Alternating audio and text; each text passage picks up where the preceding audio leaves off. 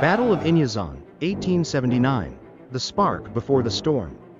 On the morning of the 22nd of January 1879, a thin mist shrouded the green hills of Zululand. The land was quiet, too quiet, and behind every bush, every blade of grass, war lurked. For months, the British Empire had been preparing for its great invasion, 3 armies marching deep into Zululand, determined to crush the proud kingdom of King Cetshwayo.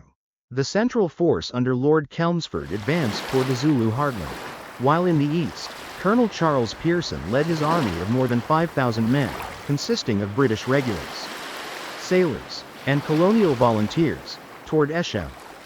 They crossed the Tugela River without encountering any resistance. The Zulu people seemed to have disappeared into the land itself. When the army reached the Inyezane River, Pearson ordered the men to halt and set up camp. The wagons were drawn into a circle, forming a fortified fortress. Above them, 1,500 Zulu warriors waited silently on the ridges, hidden in the mist. These were the soldiers of the Ingobumkosi and Ukandampevu regiments, who had marched all night, covered in ash, carrying cowhide shields in one hand and gleaming spears in the other. Their plan was to ambush the British as they crossed the river. But fate changed when a British patrol spotted movement on the hill. Spotted, the warriors roared and charged, their legendary buffalo horns formation spreading across the valley. Drums pounded, footsteps rained on the ground, and the British ranks wavered as the native auxiliaries broke and fled. However, the Royal Marines under Commander Roland remained steadfast, dragging their 7-pounders forward. Explosions ripped through the ranks of the charging warriors, shaking the valley with smoke and fire.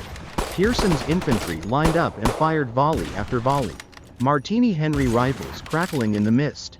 But the Zulu continued to advance, fearless and relentless. As the right bugle tried to circle around the flank, British engineers and Durban cavalry counter-attacked with continuous fire, halting their advance. For 20 fierce minutes, the valley became a furnace of sound and death, until British fire finally quelled the attack.